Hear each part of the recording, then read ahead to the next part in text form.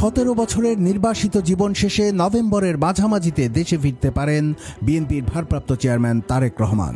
BNP নেতার কয়েকজন উপদেষ্টা ও ঢাকায় অবস্থানরত কূটনীতিকরা তার দেশে ফেরার এই পরিকল্পনার বিষয়টি নিশ্চিত করেছেন।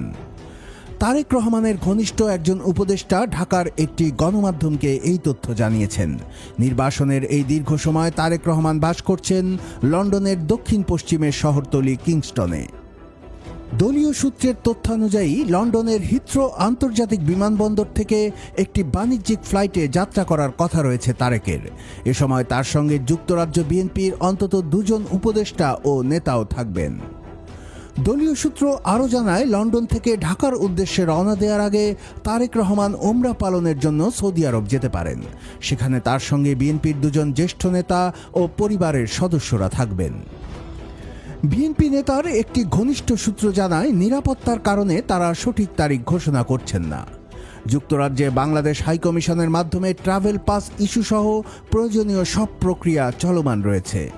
তারেক রহমান সেখানে indefinite leave to remain ILR স্ট্যাটাসে যুক্তরাজ্যে বসবাস করছেন।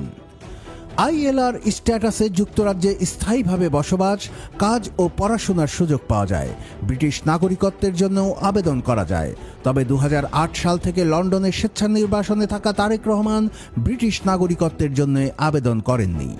সম্প্রতি হালনাগাদ ভোটার তালিকায় নাম না থাকায় তারেককে ভোটার হিসেবে নিবন্ধিত করার জন্য বাংলাদেশ হাইকমিশনের একটি দল কিংস্টনের বাড়িতে গিয়ে তার বায়োমেট্রিক তথ্যসহ অন্যান্য নথি সংগ্রহ করেছে। এদিকে চেয়ারপারসন বেগম খালেদা জিয়ার জন্য বিশেষভাবে ডিজাইন করা নতুন একটি বুলেট প্রুফ মিনিবাস ও তারেক রহমানের জন্য একটি বুলেট প্রুফ SUV কেনার প্রক্রিয়া শুরু করেছে বিএনপি। এই গাড়িগুলো কেনার অনুমোদনের জন্য বিএনপি ইতিমধ্যেই সরকারের কাছে লিখিত আবেদন দিয়েছে। দলের নেতারা জানান, খালেদা জিয়ার স্বাস্থ্য ভালো থাকলে তিনি আগামী নির্বাচনে অংশ নেবেন ও প্রচারণায় যোগ দেবেন। স্বরাষ্ট্র মন্ত্রণালয় ইতিমধ্যেই এসব গাড়ি কেনার অনুমতি দিয়েছে। গাড়ি দুটো জাপান থেকে আমদানি করা হবে বলে জানা গেছে। বিএনপি শীর্ষ নেতার নিরাপত্তা নিয়ে উদ্বেগের বিষয়ে স্বরাষ্ট্র মন্ত্রণালয়ের একটি সূত্র জানায়, দেশে ফেরার পর সরকার তারেক রহমানের সর্বোচ্চ নিরাপত্তা নিশ্চিত করবে। পুলিশি প্রোটোকলের বাইরেও চেয়ারপারসন সিকিউরিটি ফোর্স নামে নিজস্ব নিরাপত্তার ব্যবস্থা রয়েছে বিএনপি চেয়ারপারসন খালেদা জিয়ার।